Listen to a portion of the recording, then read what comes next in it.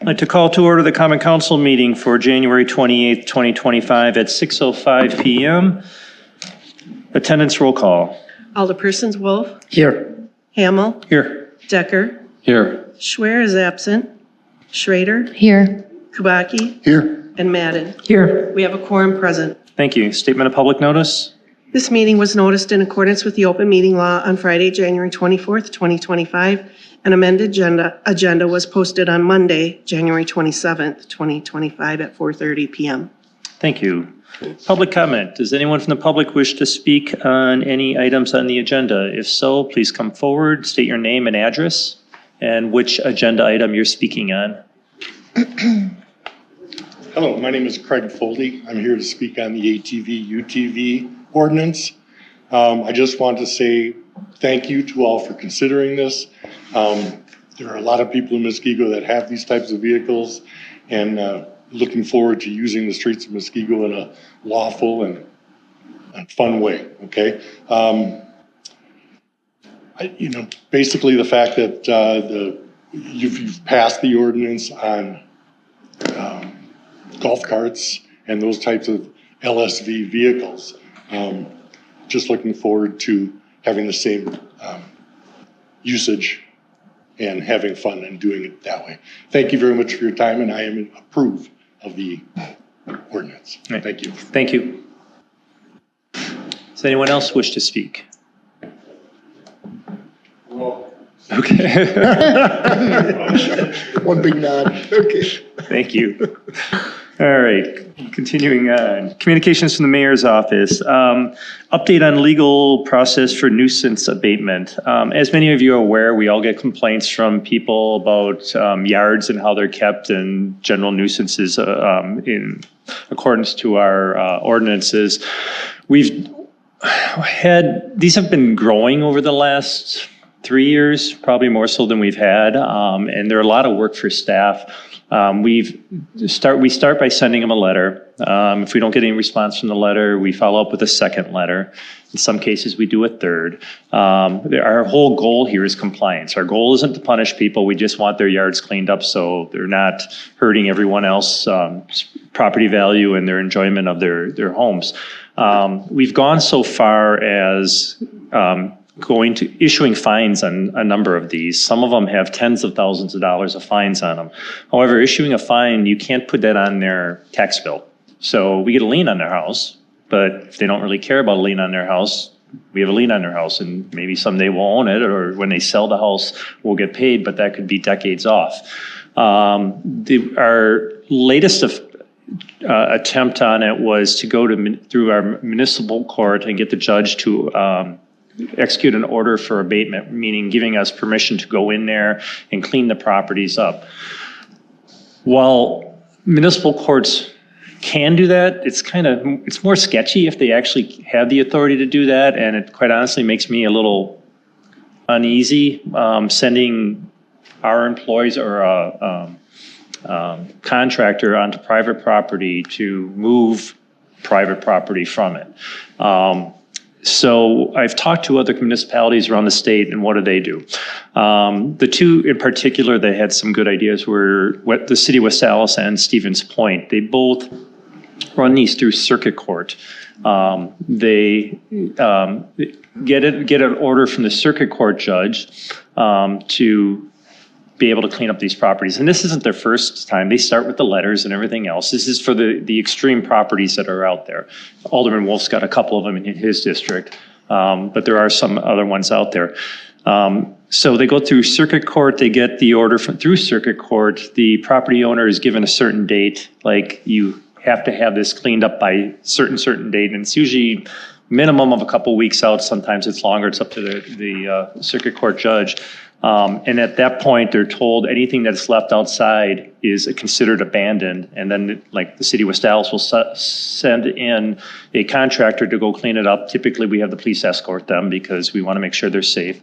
Property is then cleaned up. The cost for all that is then put on the tax rolls. It's not put on a lien on the house. So when it's on the tax bill, they have to pay it with their taxes. And if they don't pay it with their taxes within 2 years, the house is foreclosed on through a tax forfeiture. So I'm giving you guys the update, and I agendized in case any of you have any comments or anything on it. We're going to start going the circuit court route with the extreme properties. We're not going to start this out of the gate. No one wants to be going on someone's property, but there are a number of properties out there that if you drove by these houses, they look like junk. They look like Sanford and Son. I mean, they're really bad, and we have to find a solution. And I think this is the best one to at least motivate the people to clean up their yard. Some of them, they clean it up, and as soon as their date is done, they just start piling junk out there again. The good thing about the circuit court orders is they're continual. So they do it once, we clean it up, starts getting junky again, we give them another letter like, okay, on whatever date, we're gonna be out there cleaning it up again. We don't go through court again. So if we go through this process, I anticipate Milwaukee County's used to this because West Allis is doing it, Waukesha County's not. So the first time we go through court might take a little coaxing of the judge, and the judge may be giving these people 5th, 6th, and 7th chances. But once they get used to this, the process should go fairly streamlined. Is there anything you want to add to this? No, I mean, everybody kind of does what we're doing, meaning you try locally, you try to do the best you can because the prosecutor, the judge, you try to get in. But judges, municipal judges, really their authority is pretty much to do inspection warrants, which means you can inspect. You're not really to allow you to go on and take property off. So it's better to actually get a circuit court order. It has more teeth. So I think it's the right idea with some of these more difficult ones. I mean, I've got a lot of judgments out there, and as Alderman Wolf and I have talked, so that we've got these big judgments out there, and it's a lien on the house, and it just doesn't do a lot for a lot of people. Some it does, but a lot of them it doesn't. And so the next step would be to then get a circuit court order to get in there, put it on the tax rolls, really the way to go, because then you're going to get that money paid, or at least it's a 3-year, but in 3 years, you can then, the county would do a foreclosure. So it's really the way to go. It's going to take more time. And as the mayor is saying, I mean, I've done a little bit of this in Milwaukee County, and yeah, they're used to it. Waukesha isn't, and so it might take a little bit more time trying to get judges not to just give people so much more time, because a judge too, that's the last thing they want to do is to let people go on their property, especially in their property, in the house, but even on the property. So, but I think it's the right way to go, and if you guys want us to do that, that's where I'm gonna start doing it with the most difficult ones. We can. And I want to be clear, we take this very seriously of going on private property, and I mean, we're the government, and we're not, I mean, I don't like the idea of the government coming in and taking private property, but these are extreme cases that we're talking about. We're not talking about the guy who leaves the cooler out in his front step too long and we got to send him a letter. These are people having junked vehicles, their whole yard spewed with stuff right next to a nice, $400,000 to $600,000 house. So these are extreme cases. So I just want to reiterate that. Mm-hmm. So any comments or anything that you guys want to add to this, or are you guys okay with this? No, and just clarifying, we're not really going in. You're going on the property, but you're not going in. We're not going into a house. No, I don't care what their inside their house looks like. Okay. I know I have one for sure in my district we've been dealing with. So this is going to be a great help.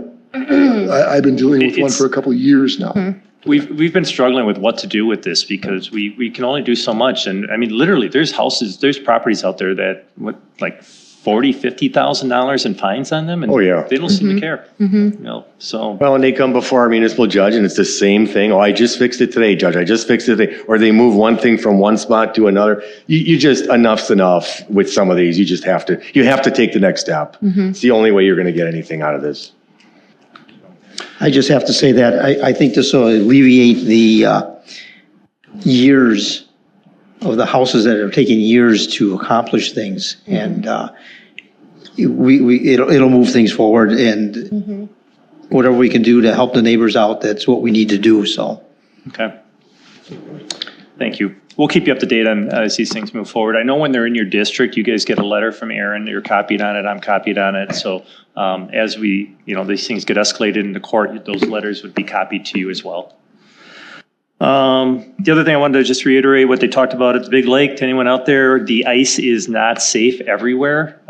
There are places that there's safe ice if you want to go ice fishing, but the ice is it's almost a living, breathing thing. It moves, it changes from hour to hour. I mean, you can have 12 inches of ice one day and have open water the next, so be careful out there. All right, moving on. Consent agenda, voucher approval. approval of common council minutes from January 14th, and resolution 007-2025, approval of a proposal for portable toilet facility services. Move to approve and gross. Second. Discussion? All those in favor say aye. Aye. Opposed? That passes. New business. Emergency repairs to fire suppression sprinkler system. In your packet, there are a number of memos, and I have staff members here if you have any questions that are, let me just find my page. So the library sprinkler system has been springing leaks, and it's getting worse. And it's not the whole system we're looking at. We're looking at repairing it. It's almost like if you could picture like the main line going through this. And Clayton, I don't know if you want to come up and you can interject if I'm saying something wrong, but so it's like the main line, and it's about a 3-inch pipe like this that it's a dry system, so it only has water in it when it needs to, like the sprinklers to work. However, there's always like a trickle of water in these things, and that causes corrosion over time. The system is 20-some years old. Library was built in like 2000. These things eventually corrode and have to be replaced. Well, we're at that point. So it's kind of an emergency at this point, because the way from the outside, these pipes look fine, but they are from the inside, as we're starting to dive into the system, they're full of a bunch of potential pinholes that are ready to burst. Yeah, there's pinhole leaks throughout the pipes, and you can see some of the corrosion on the outside of the pipes as well. So basically you have your main piping, which is what's to be replaced on this proposal, and then you have what's called branch line piping now, and that's all the branch lines it's much thicker piping. It's not stuff that typically we see this level of corrosion in. All the mains, however, they're prone to corrosion after this amount of time. You typically start seeing leaks at the 10 to 15 year mark. We're at 25 years. We're hitting a point where costs to repair are getting too much for what we have to do here. So, any questions on the problem? Because we got 3 different memos here. I know the library board was brought up to speed on this last week at their meeting. So that's the problem part we have of it. The cost part of it is in this memo as well. We went out and got a number of quotes for this. The companies we had quote were Great Lakes Fire Protection, who we've worked with, J.M. Brennan, who we've worked with in the past, Lee Mechanical, we have not worked with them in the city. However, they have done work in the city at a number of places. Their lead, I believe their lead technician. So Lee Mechanical recently acquired Milwaukee Sprinkler. Yes. Milwaukee Sprinkler was a fire suppression company. Lee Mechanical was just a plumbing contractor. They're now moving to be a more general contractor. They basically acquired the whole sprinkler division from Milwaukee Sprinkler. And the Roger Bauer, the head of that company, he's a Muskego resident. He's a Muskego resident. The company's a Franklin company, but the guy overseeing this division lives in Muskego. And the other one was USA Fire Protection, who is our current vendor. Yes, built the system. Correct. Yeah. So we got quotes from all of them. As the quotes were coming in, we saw a bunch of discrepancies on materials and measurements. So we had them almost all of them except for Lee, because Lee came in at the end, come in and take a look at what you do, remeasure, make sure your thing, they all adjusted their quotes. Number of them went down, some of them went up, so at the end, after looking at their quotes and then making an adjustment, we ended up with the quotes that are in your memo. The lowest one in there is Great Lakes Fire Protection at roughly $91,000. There are J.M. Brennan is at 103.5. Lee Mechanical is at 103.973. However, today they did come in. They lowered their quote today to roughly just under 100,000. 99 and some change. They lowered theirs today to, trying to find it on here, 99.8. And then USA Fire, they came in with another quote today. They lowered theirs to 117.4. So we're still Great Lakes is a smaller company. They've been doing work with Clayton and the library. They're the low quote at this point. We think they're capable of doing it. They're not as large of a company, so it's going to take their resources to do this. You know, they're not like a J.M. Brennan or something like that, where they have multiple people that, or multiple staffs that, you know, they're going to have one group here, one group there. But it's our belief that they would be capable to do it. Yeah, I've worked closely with Great Lakes over the last month. They've done some emergency repair work for us. They've proven capable in all aspects. J.M. Brennan is a more robust company, and from what I understand, Lee Mechanical is also a more robust company, as is USA Fire. I have not worked with Lee Mechanical. I have worked with J.M. Brennan, and I have worked with USA Fire. So right now, our recommendation is just to go with the low price on this one, unless you guys were, from a comfort level, wanted to go with a larger contractor at this point. I just see the timelines are in here. They can meet the timeline. Well, the timeline, we were told that, although I'm going to have Clayton tomorrow morning clarify that, because we were told from Great Lakes and J.M. Brennan said that they could have people on this job pretty much instantly. If we approve it today, they can have people out, you know, tomorrow. Well, that's what you need from a liability standpoint. No, so. yeah, well, and we have a time bomb going. We need to get this through. Quite honestly, if we would have had these prices last week, I would have had it go forward, just because we are in an emergency situation and informed you of what we're doing. However, since we got the quotes yesterday, I figured 48 hours is not the worst thing. We'll let you guys make the choice on this, so we'll bring it forward. But the only thing I want to clarify is we were told about a 2-week process. We might be getting some contradictory on that, so we'll verify how long the whole process will take. I think that's about it. Now, how are we going to pay for this? I had a question. Sure. The Lee Mechanical's the one that is local, Someone lives, one of the guy that oversees that division lives here. Lives in Muskego. None of them are local. Now, and my understanding, they also took over another company? Yes. And that is a They bought a protection fire company, so this is their wheelhouse too? Yes. Okay. Just wondering if we could go back to them and they'd possibly, I know you said they brought in something lower today, would they be willing to match our lower bid?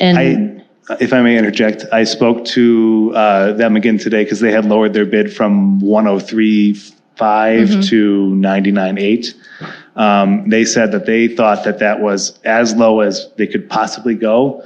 They expressed concerns to the 91 bid. Whether or not those concerns have any, if they're valid or not is. That's kind of my concerns too, not always necessarily the lowest is the best. And I'm all about saving money. No, I agree. We are too, and we agree with that. But because we have worked with them in the past, we're comfortable. They're comfortable with them. I'm not an expert at this. I've never worked with them, so I got to, deal with our experts on this. And I just want to clarify. Are we talking quotes or bids? Quotes.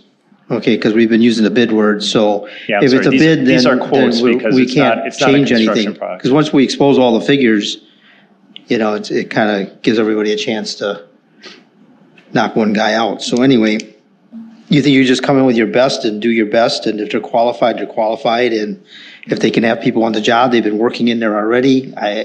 For $9,000 savings or whatever it is, I'm all for it because we're going to have to move money around to make this happen. Question, how quickly could Lee Mechanical get on the job? They expressed that they could move quickly on this as well.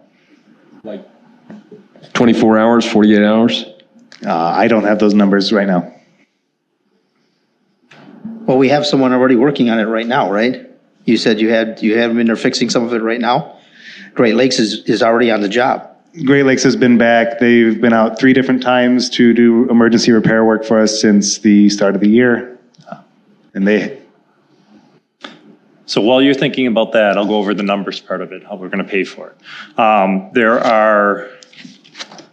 There's a memo in your packet from Jenny, essentially talking about we have there's two different library funds, a library trust fund that's got about 31,000 in it, and a federated system fund, which has got about 46,000 in that. We're suggesting that we take 30 from the first fund and 40 from the second fund, which would give us about 70 of the project. And then the remainder balance of the project, we would take from the parking lot that we approved for there. The 200,000 that we approved. $200,000 for the parking lot. We broke the bid for the parking lot into 3 parts. That way, when it comes into it, we can either do all 3 if they're low enough for the whole thing, or we can just do like the front part and not do the back part. So it gives us some options from there to pull from that.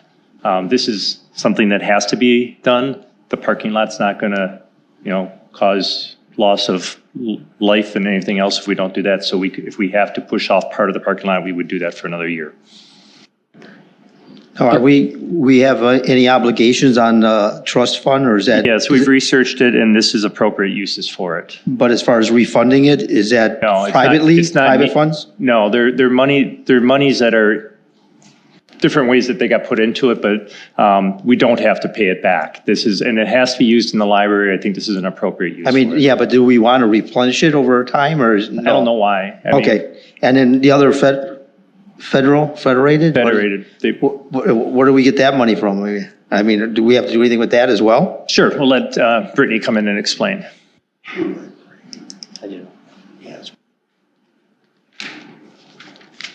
Hello, everyone. So the Federated System Fund, it started off as, I'm going to flip to the exact page. It's a combination of different revenue contributions. It has been around since the 80s, but basically it was county funds that were given, some state funds that were given, crossover borrowing reimbursement from non-library communities who would use the Muskego library, and then they have to pay in those communities to the library community. So that's where the funds would come from. The original, it's used to pay for library purposes. At the beginning, they paid just materials or spent materials with it. But now over the last couple of decades, it's just been used for library projects. And that fund is not growing very high anymore because back about maybe 7 years ago, we only put library donations in there now. So the crossover borrowing reimbursements, the county revenue, all that's going into the operational revenue side of the library now because we were expending expenses out of the side and we wanted to make sure that that was balancing out on the revenue side. So if that makes sense, that fund isn't growing leaps and bounds anymore. It's just anytime we get a little donation from the library, it's going in there. So what's left over is those revenue contributions from a long time ago, and then it ekes up every now and then when a donation is given directly to the library. So, But Brittany, we don't have any obligation to repay either of those funds? No, you don't. Okay, thank you. The purpose of it is for library needs, so. Okay. And that was the point I was going to bring up. So then we don't need to do that. So the library trust fund will have 1,700 left in it. So that'll eventually deplete for some reason. And the federated one, when we get the donations, we'll go back to reduce your budget requests in the future rather than go into that fund. Is that what we're looking to do with it? So you're asking with whatever's left over in the. No, what comes in new for the federated side of it? Oh, anytime somebody gives a donation, it just goes in there for like special projects, so. So if somebody wants to make a donation to say like the children's library for an addition on that, when they make their donation, that money would go into that fund in the future. The money that's in there isn't segregated right now. There is one $4,000 amount. That's why I'm not saying to empty it. We'll leave about $6,000 in there, but there's a $4,000 amount that is segregated for some backlighting of some shelving or something that they donated money for. Yeah, the donation was, it's a restricted donation because it was given for the particular purpose of that. Earmarked for a certain thing. Correct. Correct, exactly. Yep. Alderman Decker, you have a question? Are not these two funds under the purview of the library board? They are. They are under the purview, and so what next month in February, I will formally, have you guys vote to. In my view, since they're under the purview of the library board should make a determination as to how much money from each of these funds should be applied to this project. And that's fine, they can do that. My recommendation, and the reason I'm saying to use these funds before we use the parking lot money is the extra money, if the parking lot comes in under budget, that money rolls back into the general fund that we can use on capital items at the library or anywhere else within our city Muskego options. Extra funds in this segregated thing can only be used in the library. We're part of a big team here. And yes, while the library board can decide not to, we can also cut their funding if they don't. So I don't want to play the heavy hand on it, but I will go there. I will be at the meeting myself and explain to them why my rationale is and see where the discussion goes. There were two key people also missing from that meeting that I think would understand what we're trying to accomplish here. Well, and I think the important thing about the unfortunate timing of these meetings is that the library board meeting happened on a day when we didn't have any of this information. And then, so all you got was, here's the problem, but we don't really have the numbers for the discussion yet. Right, and that was central to our decision-making at that time because we didn't have the data to make a decision on this. Exactly. I think this really needs to belongs to the library board for them to decide. Well, it will be going back there either way. It has to. We're going to make a decision tonight to move forward with it. We can change the funding around if they decide to come back and say they're not going to use these funds. I'll bring it back to council and we'll decide what our next action is on that. Either using the parking lot or doing some other action. But before they actually formally get pulled out of there, they'll be going back to the library board for their approval. But we need to make a decision tonight because we need to start this thing tomorrow. Oh, yeah. And so we're going to go forward. I'm getting what your wish is. I mean, you are the elected officials in Muskego that are responsible to the taxpayers. And I'm not undermining the library board. I value each and every one of them, but they are not elected officials. So in my opinion, your opinions count more. They're still going to have a say on it. But I'm asking tonight what you guys want to do so we go back to them so they know going into it what your wish is. So regardless of what the board does, is we still have the parking lot to fall back on. There's $200,000 that are sitting out there. So we do have the money to either way, it's going to get done. Complete the project. And, what the mayor is showing is sort of the helpful perspective of how the capital funds in the parking lot, if there's any left over, can create more flexibility for the city, especially I never planned for this to happen this year. We didn't think it would, and it did. And other things like that can come up within the city. And so if the trust fund and the federated system fund are largely the first focus of it, and then whatever excess amount goes to the parking lot. If there's excess parking lot funds, it just makes the city more nimble and able to adapt to other priorities with the city. So I do think that makes a lot of sense. And, it'll be helpful now that we have all this Alderman Decker, we can go back and, we're not going to get the bill today and in the next couple of weeks when we meet again. Then the board will have the benefit of the council's perspectives, the mayor's perspectives, finances perspectives, and we're going to have all the numbers. And I think the conversation will be a lot easier to have than the 50% of data that we had on Tuesday. So I think that we're lucky that we have these two trust funds, and in order to save two projects, if you count the emergency project of the fire safety system or the sprinklers, and then also still trying to go through with the parking lot. So I think we're lucky to have that $70,000 to cover most of the sprinkler system. So are you comfortable with that process? We're asking you guys what you want to do as far as how to fund it. We'll make it known. It'll go back to the library board. They will decide if they're okay with that. If they're not, before we pull it out of any fund, it's going to come back here and the council can decide what they want, what their next move is. Well, we got to fix the sprinkler right away, We're right? going ahead with, we're going ahead with this job tomorrow. regardless. Yeah. And my concern is still with, I just have to have clarity here. This Great Lakes is working on it right now. Correct. They have been working on it. Well, so what they've been doing is they've responded to 2 to 3 emergency calls. At 2 a.m. when the low air alarm went on January 5th, they are the company that I called. I wanted a second set of eyes on the pipes. So they have done a thorough, they have walked the pipes multiple times. They're familiar with the system at this point. So they've been doing the emergency repairs while we started gathering quotes from all of these companies in order to figure out like how to like stop having these, you know, emergency calls, which are so expensive when we're calling people, you know, on the weekends or early in the morning or after hours. So, they were able to get here so quickly. One of the technicians lives in Muskego, and so they were able to get here pretty quickly and do it. So they are not currently working on this particular proposal to repair and replace all the main pipe. They've been fixing all the leaks as they come up until we can get to this point. And so now we are here at this point.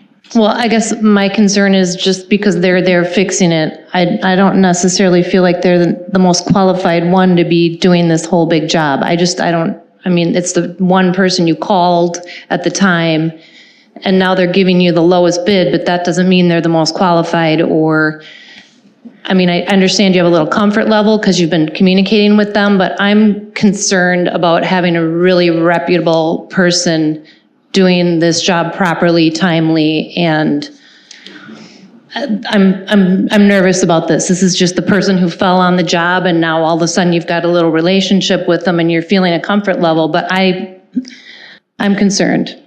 So I think the question is, because I wish I had a crystal ball to know, like, you know, what's the minimum level we would need in order to complete the job. But all we can do is go based on the facts that we have before us. And so far, we have not seen anything that has given us. Well, it seems like a red flag that they've been looking at it, fixing stuff here and there, and now all of a sudden it's a big thing that perhaps they were missing, or perhaps They weren't the contractor. A little concerned. We called them in because we had a different contractor, and we wanted another set of eyes to look at it, and they've identified a bunch of problems since they've been there, but they were not the contractor who was doing the PMs and everything else, correct? Correct. The other thing Who was that contractor? Okay. But something else that I think is important to know about this work is it's not like they walked the pipes and missed a leak and then had to come back and missed another leak. These leaks are prone to appear when 2 days ago they weren't, because you saw the pictures. The corrosion gets to a point where then the hole bursts and then the new pipe comes. So when I'm talking about we're calling them for emergency repairs, the hole was not there and then it was. So how much have we spent so far on this project with them? So we have spent in 2025 $10,538. $2,000 of that, roughly $2,500, was from a different company. And then when the emergency hit on that January 5th, the other $6,000 was for that other company. And I want you to keep in mind that it was expensive, and it was expensive because I had to call them on a Saturday, and it was an 11-hour job, and we had to rent a lift that could get you 20 feet into the ceiling, and that was really expensive. And then they came the next day to repair it all. They found 6 leaks, and that cost, I mean, that was another 10 to 12-hour job on that Monday, you know. So these were expensive. What it did was it got our air pressure back to a state where the air is still holding back the water, when before we were getting low air alarms and the system was about to flood. So they've gotten us back to a stable point, this company, and that's when we knew, like, we can't just keep waiting for the next hole to burst. We know that we're not holding the pressure we should anyway, which means that there are micro leaks, right? These are not leaks that you can see visibly. These are leaks that require the replacement of the system just because the corrosion is right there. That makes sense. And I guess how reputable is this company? How many employees are there? I'm just, like I said, I see a big discrepancy between the prices, and it has concern, I feel red flags for this. I'm just being honest. Yeah, and you know, what I can go on right now, and what Clayton and I, we would talk about this, all we can do is evaluate the work that we've seen so far. And what we've seen from them so far is that they were fast, that they repaired the leaks, that they had great knowledge of the system, that they were responsive to phone calls, you know, immediately when we needed them. Those are the facts. That's what I know.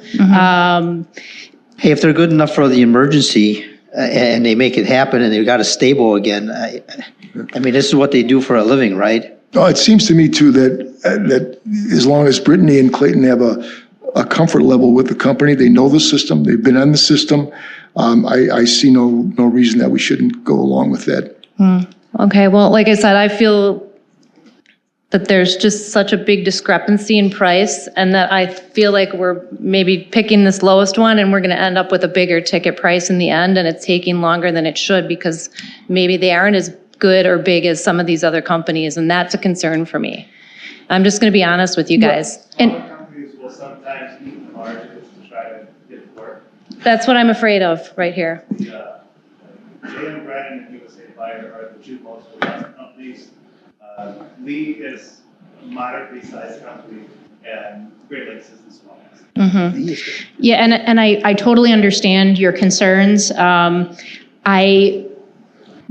The what ifs of it all are high. I can't guarantee that what you said won't come to pass. All I can do is look at what they've done for us so far and say that it's been. I'm just feeling like another set of eyes is a better way to go on this. And again, that's I know this is a big project. It's a lot of money. And I'm nervous about having this cost us way more in the end, just because we're going with the cheapest guy that's been there right now. I don't know anything about this company. I've heard of all the other ones. I've never heard of this company. That, again, it's just a red flag to me. I've heard of all of them, and I've been in the construction business for years. Who's the current second lowest bid now? Well, since they redid theirs, it would be. Lee would be, since they redid their bid today. I would, they're the. I mean, it sounds like the only one who hasn't redid their bid is Great Lakes, right? They all have. Oh, they have too? Yeah. Okay. Yeah.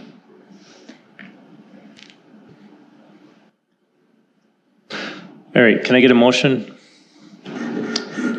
I'll make the motion. How do you want to state it? Make the motion to approve as recommended by staff. So be. Second. Further discussion?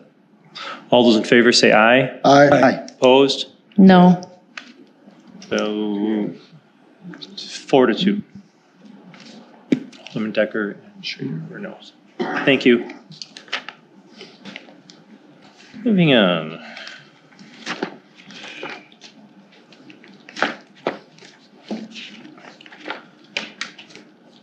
Resolution 08-2025, preliminary resolution declaring intent to levy area-wide water capacity assessment for water service under state statute 66.0703, Wisconsin statutes 19th amended WCA district. Move to approve. Second. Discussion, questions? Alderman Wolf. Just real quick, I see this is an option to hook up in this area, is that correct? Correct. Okay, I just want to make that clear, and this is just basically like racing to the border, Do you want to come up and give a quick? right? I mean, it's kind of like Hillendale racing, it's kind of going west, and that's only the area involved, just so everybody knows what we're talking about. Correct. Remember, I came here with a map and we were kind of doing the whole city, and we said,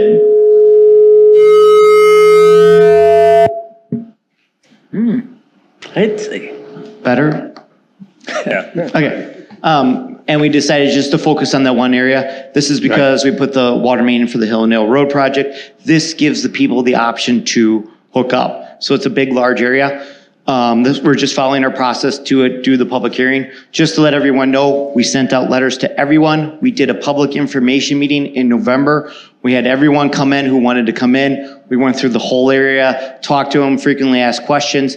The last time we did this one was when we did the water main for Highview, went down for the new middle school. That is when we did our last amendment. This would be Amendment 19. We found out what we did for 18, so we're going to copy the same process. Please also be aware, if Kirkland Crossing does move forward, we're going to have to do the same thing, and that'll be Amendment number 20. Now, I did see there's a deficit in there or something, just so we understand what that is. I think that's just the engineering report that just describes the cost of all the stuff in there. It's one of the reports that we have to provide, engineering report. And that's all out of the water trust fund or whatever? Okay. Yeah, the water utility. Utility, okay. It's our standard operating procedure when we do all this and provide all the information, so. Okay.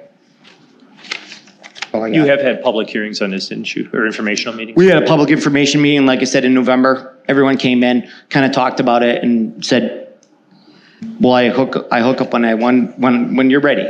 So we just follow our hookup policy. They hook up when they're ready, if water's available, meaning in front of their house. Correct. Or when they sell the house, they are required to hook up at that point. So I want to be clear on that. Yeah, when it's available, that's probably the biggest key thing, because there's large portions of this area that there's no water main any near their house. It's got to be in front of their house. And then they're still allowed to keep their well to use for outdoors? Correct. When they hook up to the city, right? Okay, got it, just so it's all clear. So you're going to be doing a public hearing after this now? Yeah, we're following the steps. It's very statutory, and so Yeah. what we're doing is, so after this preliminary goes through, there'll be a public hearing, so there's a lot more time yet for people to come out. All new letters will go out again to all the people, so they'll get another set of letters, so. All right, any continued discussion? All those in favor say aye. Aye. Opposed? That passes. Denial of claim for Susan Pelzik. Can you get a motion to deny it, a second, and then I'll have Jeff talk. Motion to deny. Second. Jeff? We had, as you guys remember, did a closed session on this a week or so ago, and you gave me some direction on where to go. And when I went to do that direction, I had found out from our insurance carrier that what we were going to do by ourselves, they pretty much do for us. And it's part of our policy already that it's covered, it's not part of our deductible, that they would basically do what we were going to do, which is to offer to pay the basic bare bones minimum. So what they need from us, basically, from our insurance company, they need us to deny the claim, then that puts them in action to send out letters and to negotiate and to try to work with the claimant there on their own. So we're just I found out by getting a letter ready and calling the insurance company and telling them I was going to do this, I found out that, hey, we haven't done a lot of these, we just don't have to deny they do it anyway. that they do it. So because they do it, we don't want to duplicate it. So we're kind of just taking a different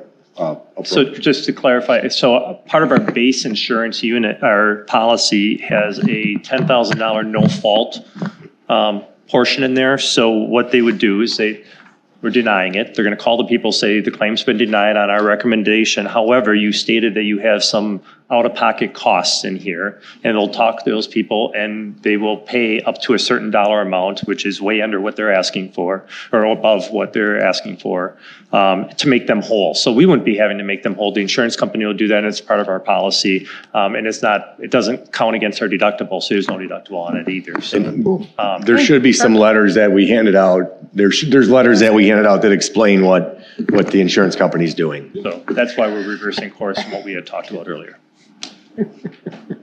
Any further questions? No, that's perfect. All those in favor say aye. Aye. Opposed? That passes. Review of committee reports. In front of you got the Finance Committee meeting minutes from October 8th, October 22nd, November 19th, and December 10th.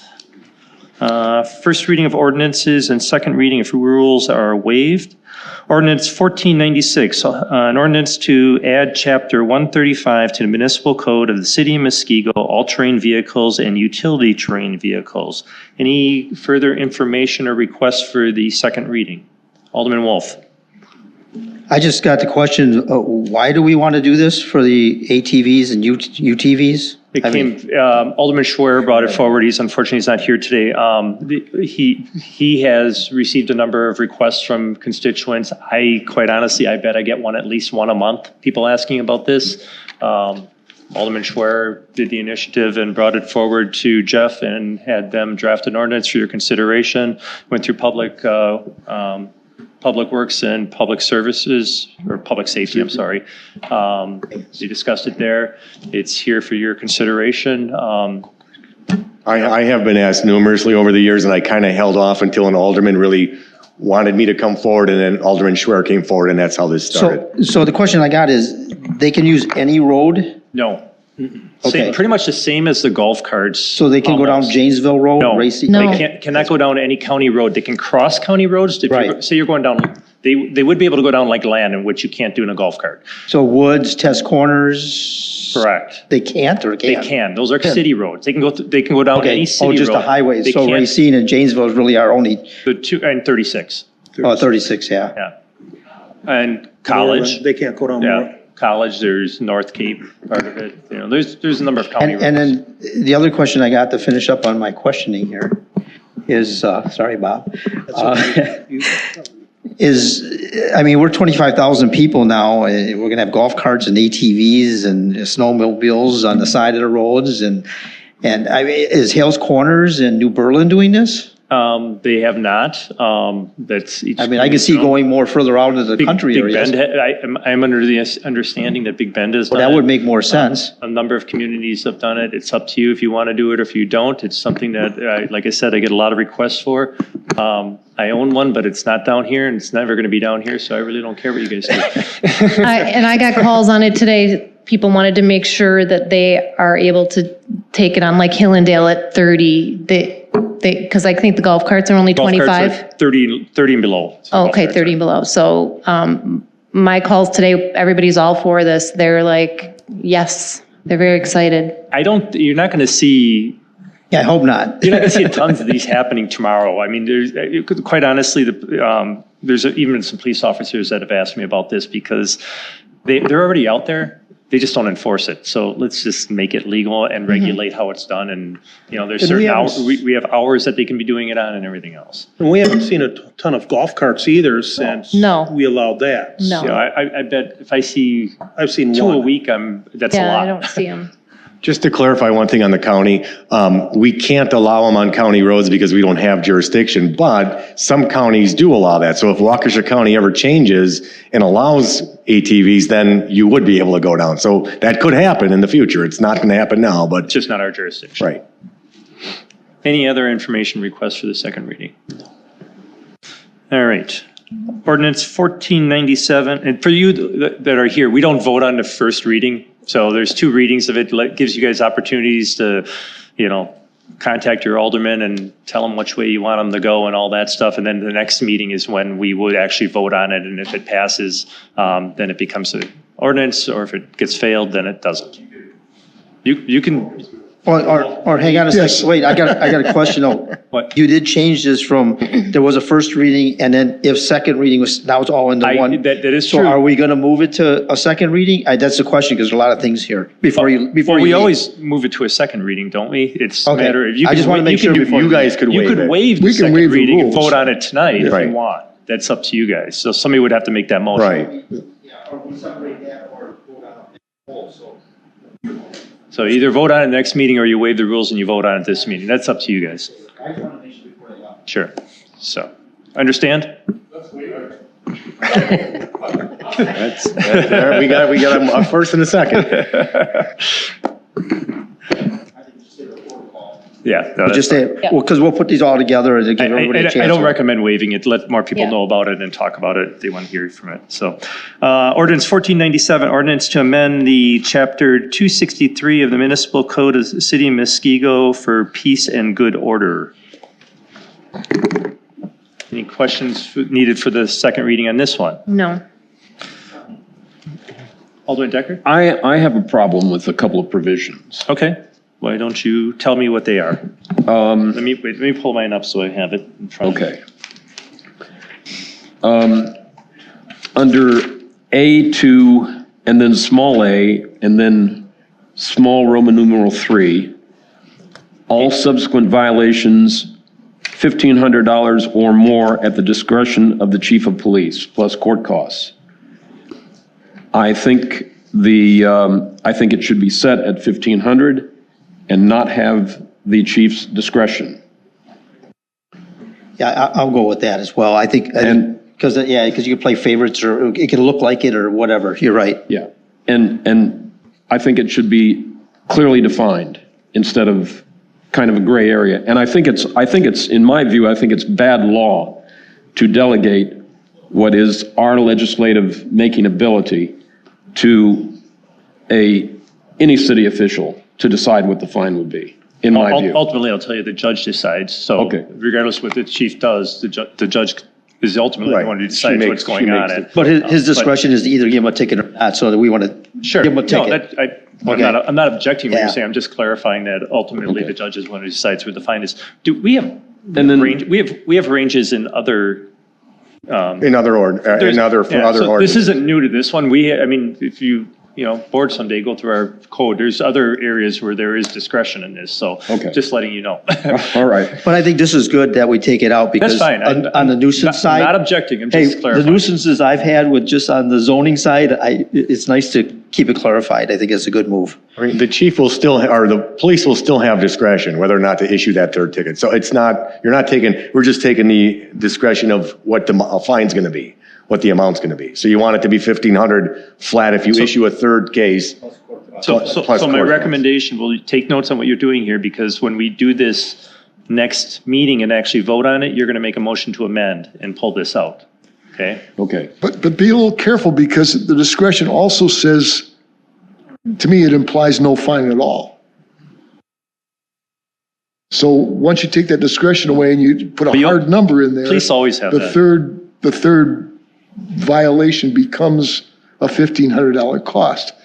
That's why that discretion is in there, so that the chief could say, well, we can work this out, or whatever. Or I'm going to still call this a second one because I looked at your record. I mean, that's why it's in there, but it doesn't have to be in there. But couldn't that be done in front of the judge as well?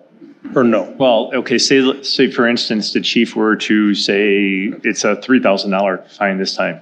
Right. And I think that's excessive, and I'm against it. I'm going to go to court, and the judge is going to decide. That's excessive. Yeah, it's not.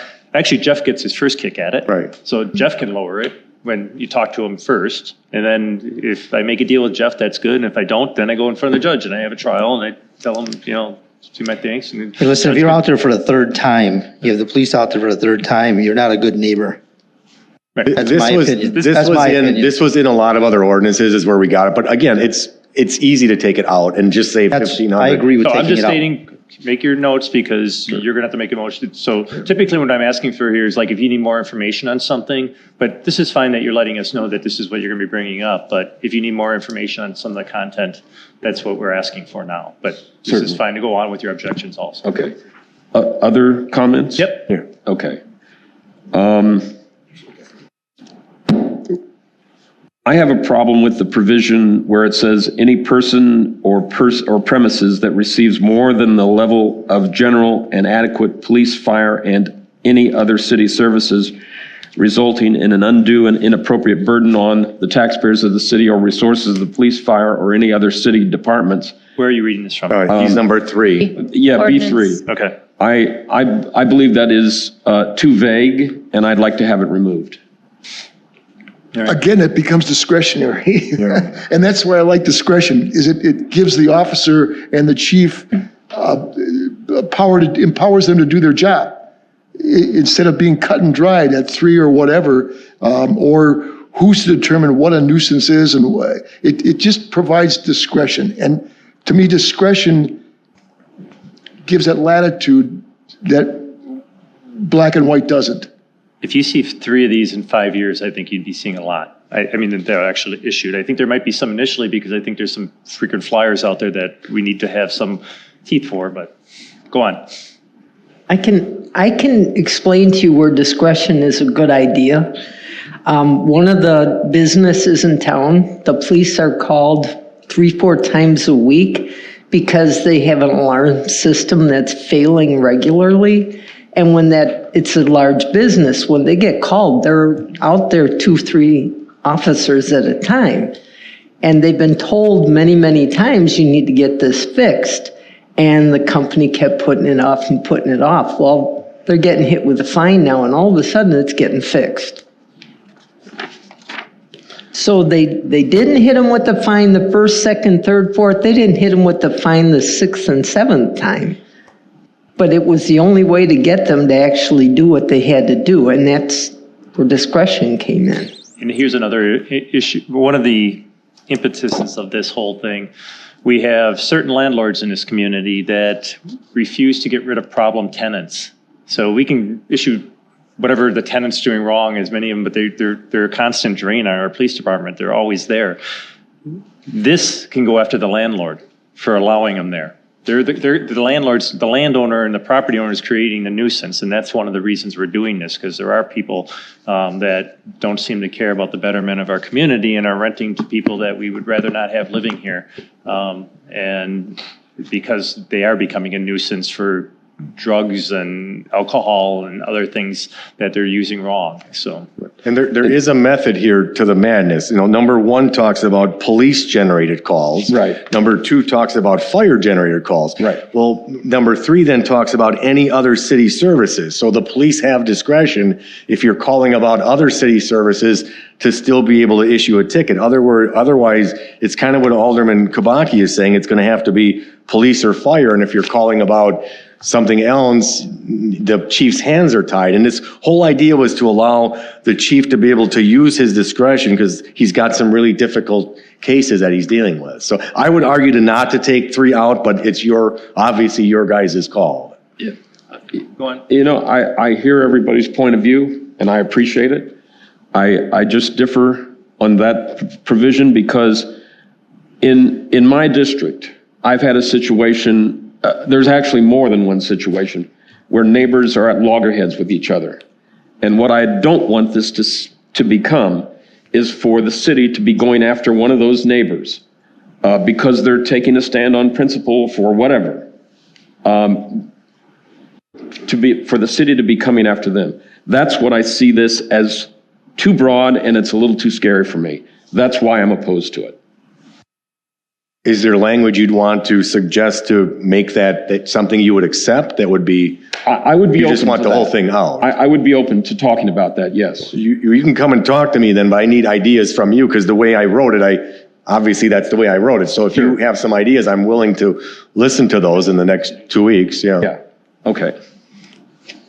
I guess I just got one question. Other city services, what does that exactly mean? Just for my own knowledge. I mean, you have police, fire, and any other city service. So is DPW a city service? Is the zoning and planning, is there? Repeat inspections.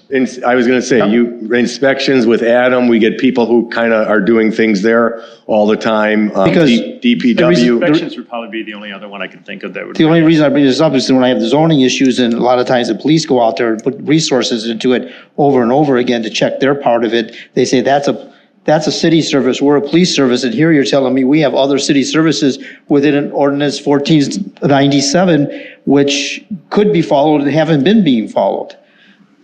Well, We could have had them, use their discretionary time there and give them tickets on top of what we're trying to accomplish through the circuit court system now. So you see where I'm going, right? Just another tool that we're looking for. It says on your other city services, and when I brought it up, I was told, no, that's a zoning issue. Because currently it is. That's why. This is all brand new? This is all brand new. Oh, okay, I thought, okay. Modify anything. We're I just got you. brand new. Oh, okay, I'm sorry then. Okay, got it. Well, that works good then. So now I know Tool in the now I know toolbox. what to ask for in the future, so be ready. Right, I mean, the answer to your question would be now we have an ordinance for it. Well, I've been They're telling asking you for you an can't do it, ordinance right. for years, so Here it's it good, is. yeah. Okay. Sorry about that. Problem. Anything else? Okay, thank you. Ordinance 1498, an ordinance to amend Chapter 278 of the Municipal Code of the City of Muskego, Public Waters and Beaches. Wait, did we vote on 1497 or is this? No, these are all first readings. Okay, sorry. First readings. Yeah. It was so long-winded, I got confused there. The ordinance 1498 has to do with water levels, so we can essentially do slow, no wake. We're going to have a consistent measuring system out there. It's a process right now. It's not as defined when we do this. This will be a defined process that we can just point to and say we're doing it because of that. So we haven't had something like this before? Because I thought we did. We have an ordinance, but Ryan it's may kind of wanna- squishy. Ryan, you want to maybe kind of, Ryan can kind of Ryan maybe loves jump in on doing this. with this Yeah. stuff. This and raising and We're lowering the putting you dam. in charge there, yeah. In the past, I've always consulted with the police chief, and we've always come up with a level-headed solution to this, and a lot of it is, I mean, you'll see Danoon on here, you'll see Big Muskego, but Little Muskego is always the hot topic, and because of that, it's everything that feeds the lake, not just all of our storm sewers, but all of New Berlin, Lenny Lac and everything comes in, and it comes to a choke point to where I have to manipulate the gates, and I can only let so much water out without flooding people downstream, because downstream from Janesville all the way to Lannon, where it feeds the big lake, I have all the other storm sewers coming into it. So it's always a balance game with this. In the past, we would always go on how much we can get rid of, how fast we can do it, and trying to be proactive with it, and knowing that if that lake hasn't crested yet, along with all the water that's coming from New Berlin, I would talk with the chief with the experience we've had in the past with floods and everything else, and we would enact a slow no wake. And it could be anywhere from the 6 inches, I mean, we've had it coming almost 1.5 feet over normal operating level. The 8 inches I have on Little Muskego is what I've experienced in the last 25 years managing the lake, knowing that that is the point to where nobody should be out skiing, no water bug shows, no tubing, to where it would actually start doing damage to the shorelines and people downstream. The other ones, not to downplay Danoon, but Danoon doesn't have gates. It just has the normal operating level. On Danoon, there's just a threshold to where 12 inches, I went around the lake and took great shots of everything, knowing that if we were to this point, it would start to do damage or flood people out. This is a very, very safe play that I have in here. It's also not something that when I go and check these levels where I will say, okay, we're at 8 inches, we're shutting it down right now. I'll take into play what's coming from New Berlin, what our storm sewers are still feeding, future rain, if the lake has crested yet, to where it's like for the next 24 hours, we're gonna be at that 7, 8 to 9 inches. Okay, we're gonna shut it down. I'll talk with Chief Westfall and we'll post everything. Big Muskego, you'll never see it. I mean, Big Muskego has a huge outfall. They have backwaters. It is a fishing recreational lake. You don't have wake boats out there. You don't have people skiing. You don't have people tubing. That's just a base, knowing that the backwaters on Big Muskego do affect our storm channels, I guess you could say, in more of our rural areas, that we would have to shut it down and more or less protect farms and some of our storm sewers and storm ponds. So Little Muskego would be the biggest one. And we've definitely been tested, I would say, in the last 20 years for sure. So This would be enforced then by? me. So what I would do, what it has been in the past. So I guess to answer in the past, we just took an educated guess. Right. I would say, I would consult with Chief Westfall, most likely Scott and Mayor, and I would say this is what we're doing based off of this information. But right now, we haven't had that threshold. We haven't had that high water mark on any of these lakes. It's just been up to discretion. Your question was enforcement, the police would enforce it. Right, If so somebody's there- out there, if because- somebody's out there doing, on plane on a slow no wake day, however the police want to enforce that, it could be a warning, it could be a ticket, it's up to them. Yeah, because there's going to be signs posted at the launches. Yeah, we but do our yet- 4 launches, and then obviously social media. But then I can see people on the lake, hey, there's nobody out on the water, that's. Oh, it's usually Well, 50%. Yeah. And it I know you It have happened to me, I remember years ago. I was on Pewaukee Lake. I'm like, oh my God, I got the lake to myself. Yeah. Vroom and woo. So, But you notified a Lake District too? Yeah, Because they send out I work hand in notifications. hand with the Lake District because they have the ear of everybody on the lake through social media and email. And it's usually who I hear from first anyways when we're doing this. And this allows us to be a lot more proactive, so that it kind of will set the standard then and people know what we're going to do. So you're gonna go skiing? I can't do that anymore. All right. Thank you. Any other information needed for second reading? All right, moving on. Thank you.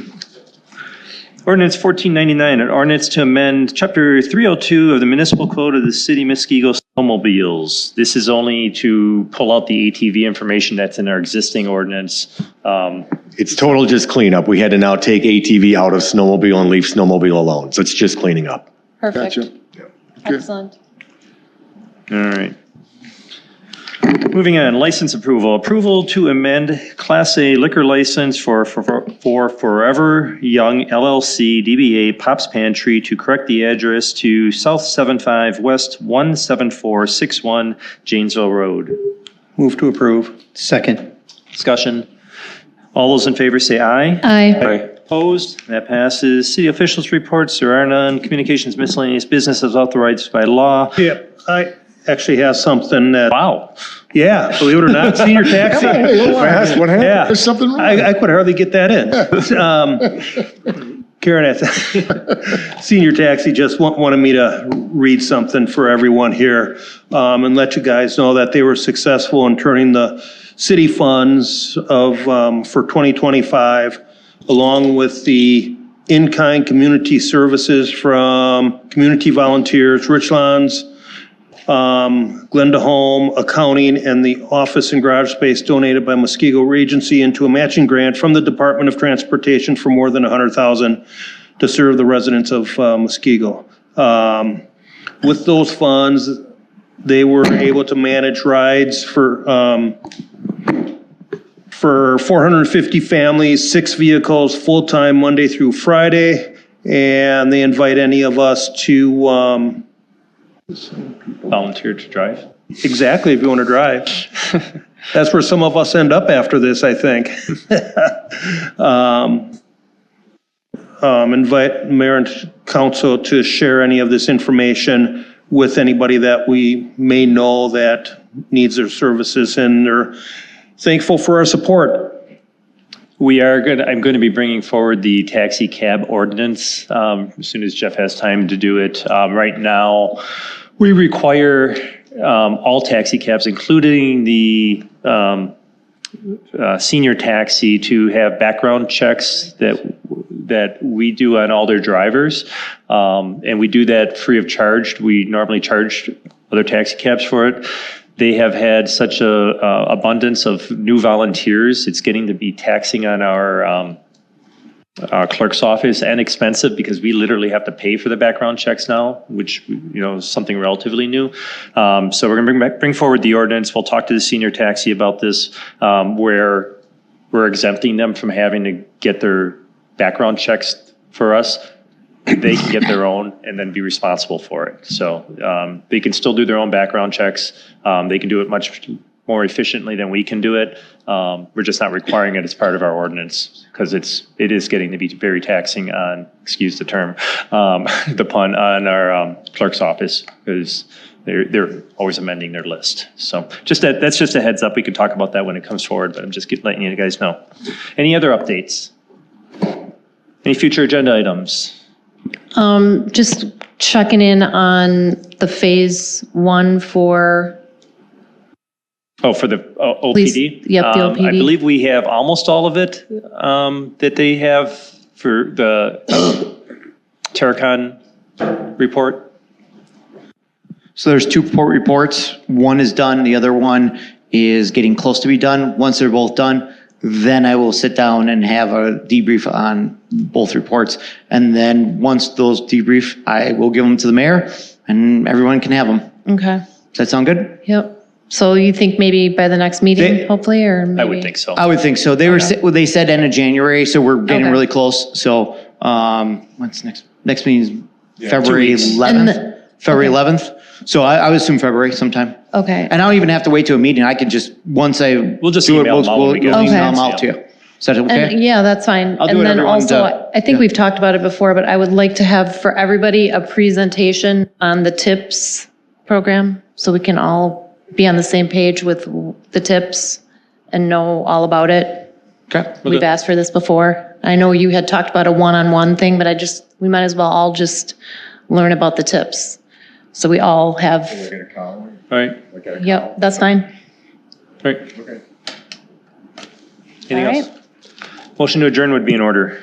So moved. Second. All those in favor say aye. Aye. Opposed? We're adjourned at 7:15.